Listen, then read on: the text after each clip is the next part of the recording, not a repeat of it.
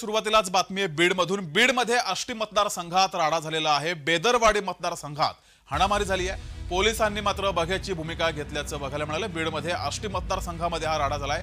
भाजप आणि राष्ट्रवादी समर्थक आमने सामने आले। त्यानंतर या समर्थकांमध्ये मारामारी सुद्धा झाली। मारामारीचा व्हिडिओ सुद्धा व्हायरल झालाय। हे दृश्य आपण पाहतोय। बीडच्या आष्टी मतदारसंघात राडा झाला, मात्र यावेळेस केवळ पोलिसांनी बघ्याची भूमिका घेतली आहे। हाणामारी झालेली आहे। किरकोळ कारणावरून हा वाद झाल्याची माहिती समोर येते। भाजप आणि राष्ट्रवादीचे समर्थक आमने सामने आले आणि त्यानंतर हा राडा झाल्याची माहिती समोर येते आहे।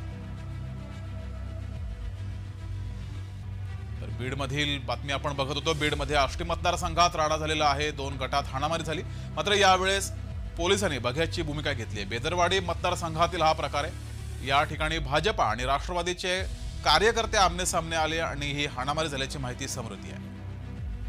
अधिक माहिती घेऊया। आपले प्रतिनिधी उद्धव मोरे आपल्या सोबत जोडलेत। उद्धव, नक्की जगदीश, आष्टी पाटोदा शिरूर हा जो मतदारसंघ आहे त्या ठिकाणी महायुतीमध्येच मैत्रीपूर्व लढत जी आहे ती सुरू आहे।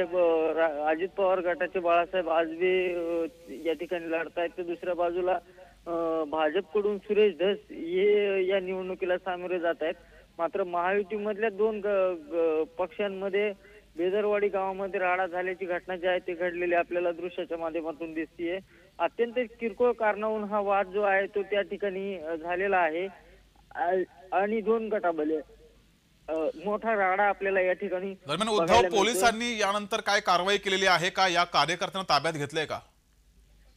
नक्कीच पोलिसांसमोरच हा सगळा प्रकार घडलेला आहे। मात्र पोलीस त्या ठिकाणी आपल्याला व्हिज्युअलच्या माध्यमातून त्या ठिकाणी दिसत आहेत, मात्र कुठलंही ऍक्शन पोलिसांनी त्या ठिकाणी घेतलेलं नाहीये।